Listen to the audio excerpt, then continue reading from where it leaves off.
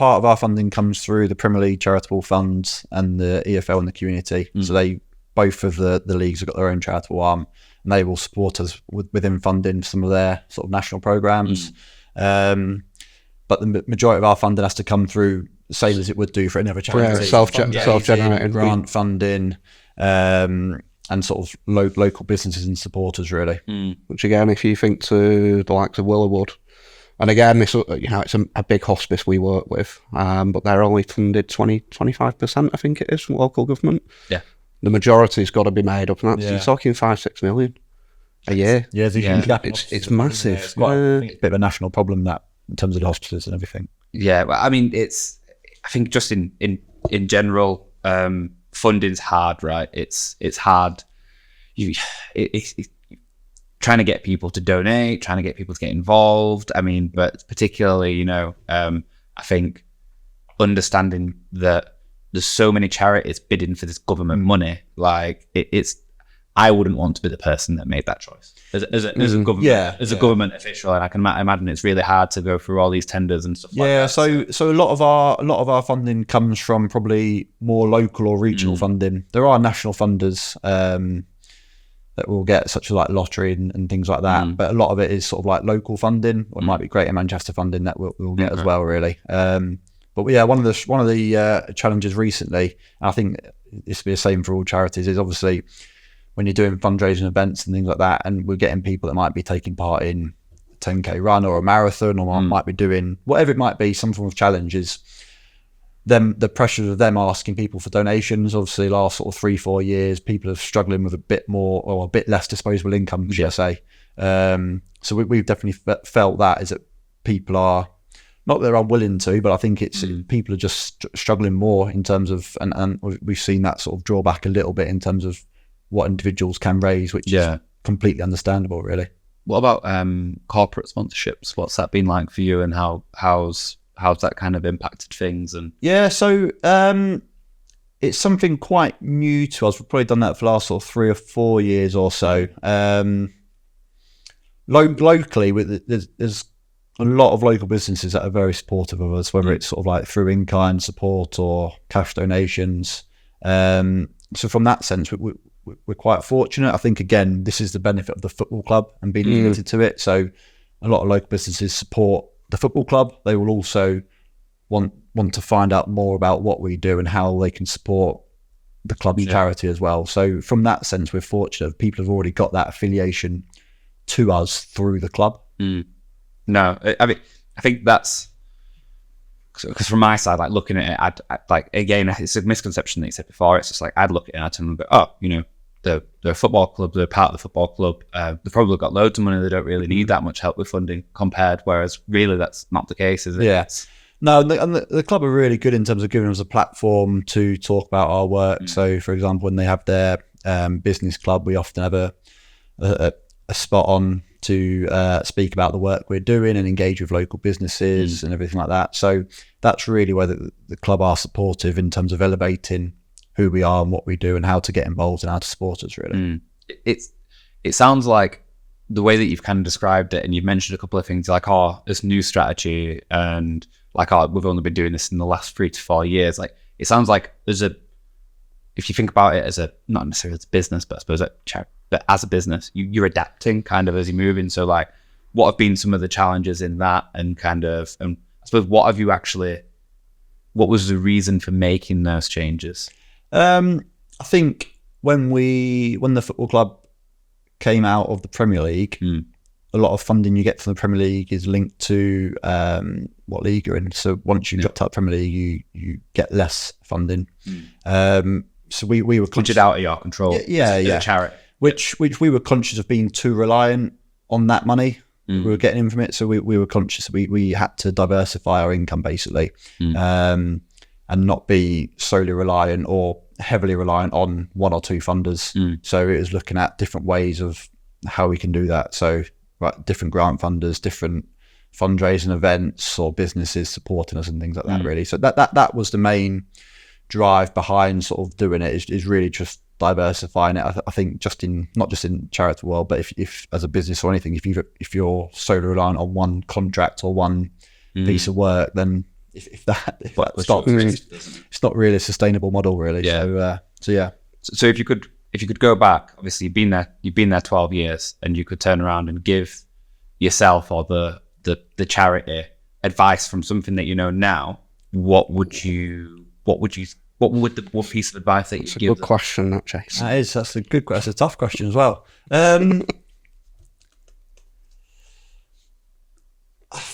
Blimey. I think within it is probably not to underestimate the power and the connection that fans have to the club and into the club, the charity themselves. So a lot of people that take part in our fundraising events, they might know about the charity, but they might do it because of that link to the football club. So I think probably it's that. I think 4 or 5 years ago, before then, we probably didn't do enough engagement with like fan awareness. Yeah, to make them aware of who we are and what we do. Which really over the last few years, as like I said, our profile's been raised, and we've seen that in terms of fans supporting our work, engaging in it, really. So probably that, I would say. Yeah. Okay. No, it interesting. I suppose what have you done to kind of raise that level of awareness? How's that? What's been your engagement method, I suppose, with that audience? So some of it is through larger events that we've hosted. So last year we did our first ever community 10K, which has started and finished at the stadium. So we had over 1,000 people take part in that, and that was one of those things where it's raising money for us, but I think we also had around about 30 or 40 different local charities that were represented there as well. So we were able to actually support the wider charity sector in Bolton as well. But things like that, where I think people are just seeing your brand, seeing you, knowing about these things that are going on, those sort of larger events have really helped. So is that something you'll be doing year on year? Yeah, we're doing another one this year again. Yeah. Okay. So some of the events like that have helped, and definitely the club in terms of their successes and their willingness and their openness to promote who we are and what we do, really. So that we'll often have, we always have within sort of like match day program, we've got a section on their website. They'll promote our work through social media, stuff like that as well. So all those sort of things have, I think, helped to raise the profile of what we're doing. Yeah. And have you got anything kind of coming up soon that you're quite excited about in terms? Yeah. So next Friday we've got our charity dinner. Okay. So yeah, that's on the menu. So where is it? Where is it and what's on the menu? It's at the stadium. Yeah. So again, these are all. Is it full? Is it fully booked? So is the spaces? We've got about 7 or 8 spaces left on one last table. Okay. So 21 tables sold. So right. Capacity is 22. So as I said, we did the first one last year. It was really, really good. Yeah. And what can we expect? Have we got guest speakers? Yes, we've got John McGinley as a speaker within there. So he's a trustee of ours, but he's also obviously played for Bolton for years. Sort of a club legend in that sense as well, really. So he's going to be speaking, and then we'll have sort of 3. We're going to highlight 3 participants that we've worked with through our projects. Tell their story, their sort of journey with us, so people can get that sort of bit of connection of the actual charity. I'm conscious sometimes within these charity nights, it's whilst yes, it's about raising money and things like that to support our work, we also want to recognise and talk about the charity and not just do your standard charity sort of silent auction, guest speaker. We do have a silent auction though, absolutely. So some good prizes on show, and again, that sort of stuff where the club's supporting us in terms of we've got match worn shirts from players during the games this year. We've got sort of like 4 shirts, sort of full squad signed and everything like that. So there's quite a lot of good sort of Bolton memorabilia available, really. How do you find the silent auction stuff versus like an actual auction? Well, what about I've seen both. What about a Dutch auction? Have you seen a Dutch auction? It goes in reverse. I'll show you.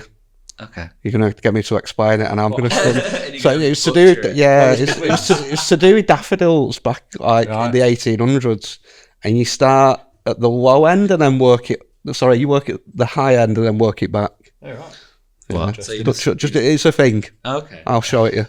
Okay. So a random Paul Beck fact. Yeah, thank you. It's all right. I'm looking forward to that later. But but what do you? How do you find it? Because obviously we was at a dinner and they did a silent auction. I'm like, and it was the first time I've ever experienced it. I'm like, what's going on? Like, where's all the excitement and stuff like that? And yeah, I think so. We did the silent auction last year. There was a company we had come in to support us with that. What I liked about it was that it happened without disrupting the night.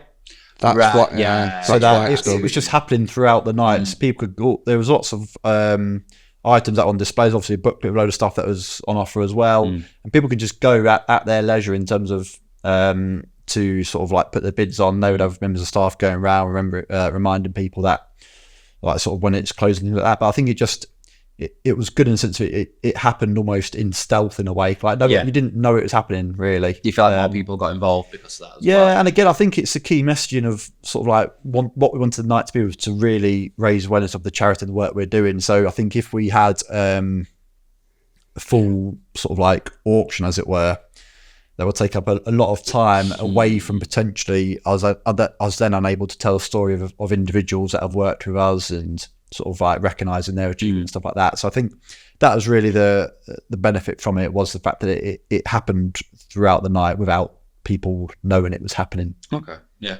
No.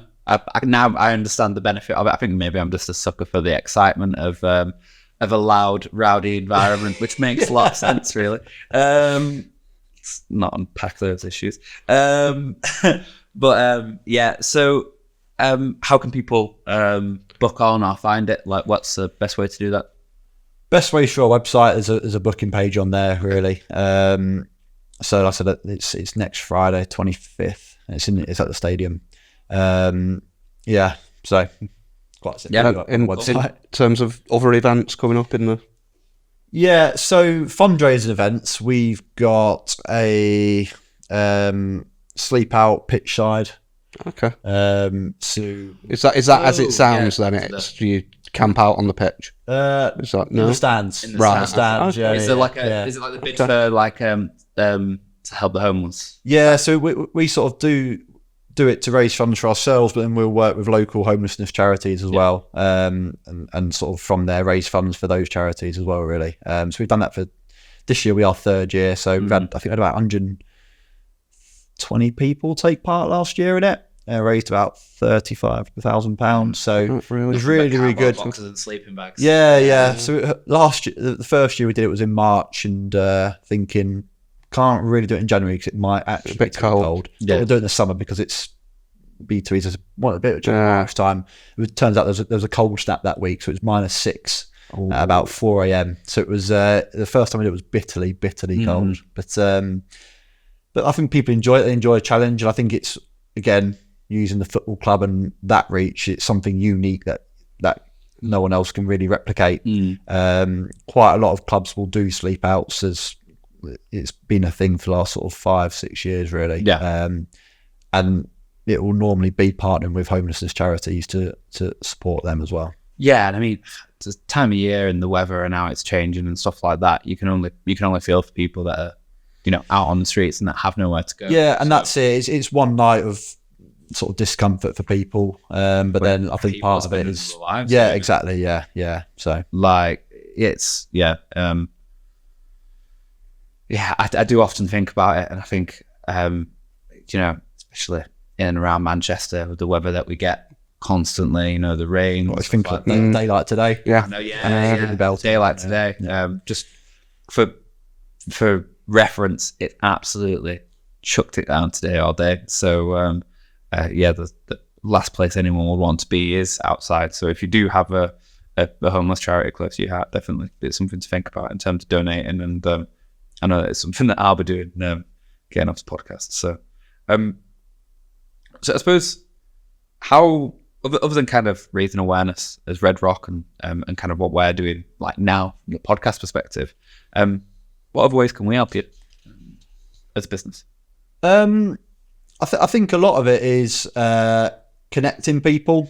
Yeah. I think that is a huge part of what we found with sort of businesses, local people, is making those connections and linking in, really. We appreciate not everyone can support us in certain ways, whether it's sort of like in-kind support of services or, like I said, even for just connecting people into the charity, spreading the messaging of who we are, what we do. I go back to what I said at the start. I think it's sort of it's one of those hidden things within football that people don't know about, all the good work that goes on across all 92 clubs from Premier League through to League Two. There's a hell of a lot of good work that goes on throughout the year. So it's probably just spreading that message, really. Yeah, no, definitely. I think, before today and before really kind of looking into it because of the podcast and stuff, I'm not a massive football person anyway, so it's probably also why I didn't really know much about it. But I didn't realise that the clubs were so involved in charity, and that side of things, and it makes a lot of sense. And you kind of see it online and stuff like that, like little bits. But I didn't realise how involved they were. But more importantly, I didn't realise like the lack of funding that they don't get. So, and I think it's really important that people recognise that because it sounds like a challenge for you guys from a fundraising perspective. Yeah. Like I said, I don't think we're alone in that. I think that's the charitable sector in general. I think there is a challenge in terms of just funding across the piece, really. But it's, I think that it's always been a challenge, but I think the last few years has been tougher. As I mentioned before, it's people are struggling a bit more. It's a good question, really. I suppose. So, from your perspective, what issues do you see inside like the charity sector in terms of, whether that's a lack of volunteers, funding, technology, whether it's like kind of any of those areas, visibility, social media? What do you think is probably like a major challenge inside that space? And I think for us, we're probably different from a lot of other charities. We do have volunteers as supporters, but we don't have that infrastructure to support volunteers properly. Okay. What do you mean by that? So I think if you look at some larger national charities or even just sort of large charities, they will have a large bank of volunteers that will go out and support them in various ways, really. We don't have as many volunteers. We do have them for some sort of like one-off events. So businesses do support with some of their employees on sort of like the run, for example. They they would have staff that would be like stewards or support that sort of sense. But I think for us, one of our challenges is actually our workforce and our sort of reach in terms of the needs increased in the town for our work. The demand's increased. But we can't meet that need, really.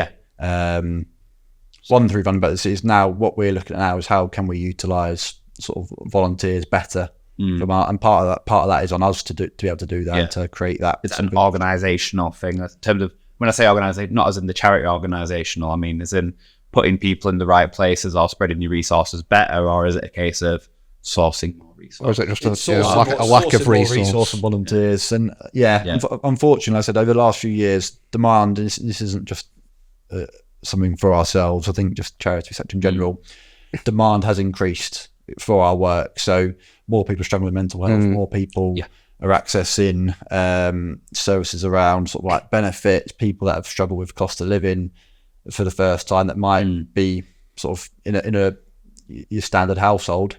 Might be two adults both working full time, but still make ends meet. Never really had engagement with sort of services around benefits, but need that support now.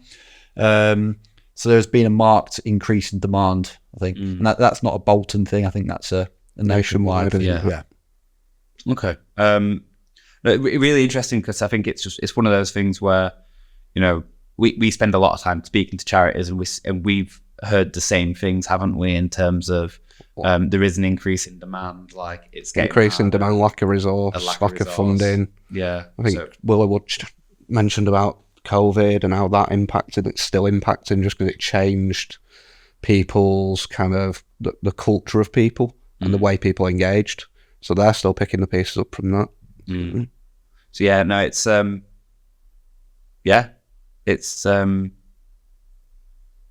it's hard. It is really hard, but it's good to get that insight, I think, which is really important.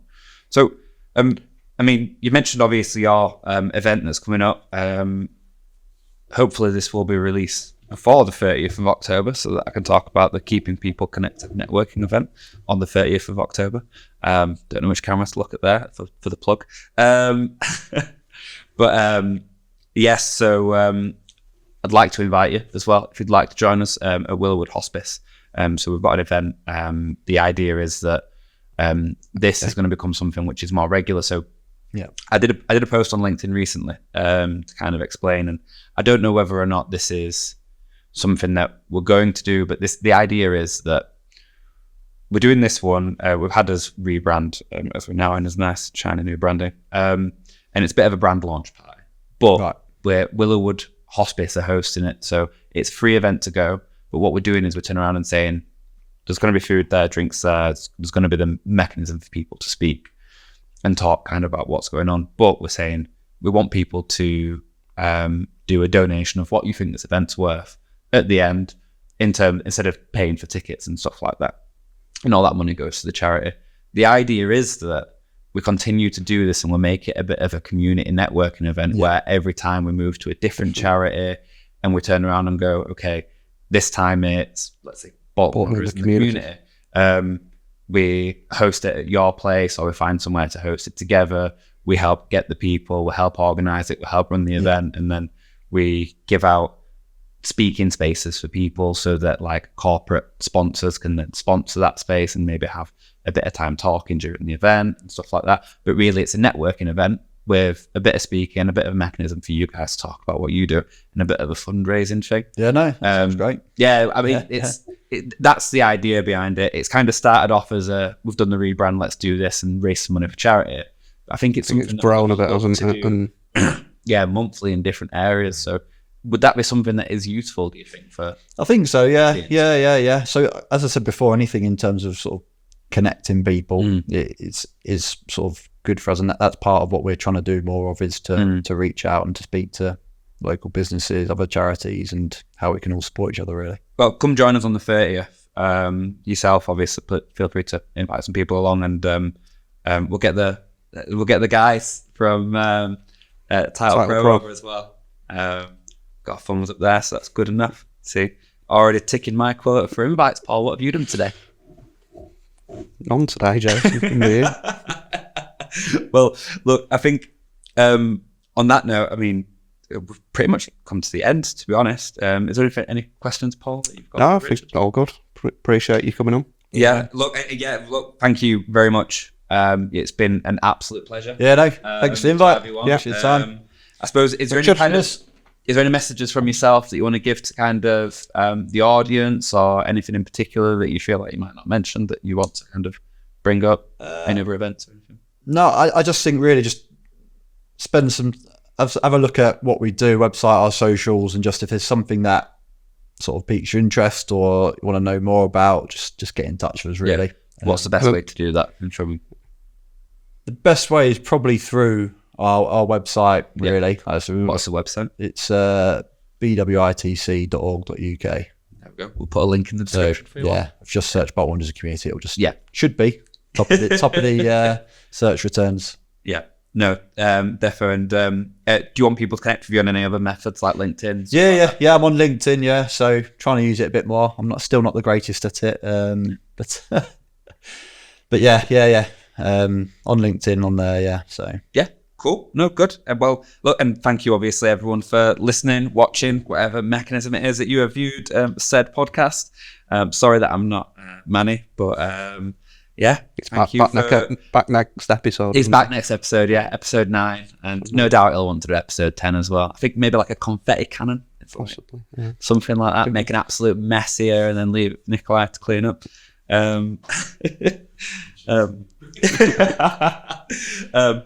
So obviously make sure that you like, comment, subscribe, share it, do all the good things to get the information from Richard out to the community, and keep posted for the next episode. Thanks, guys. Thanks, everyone.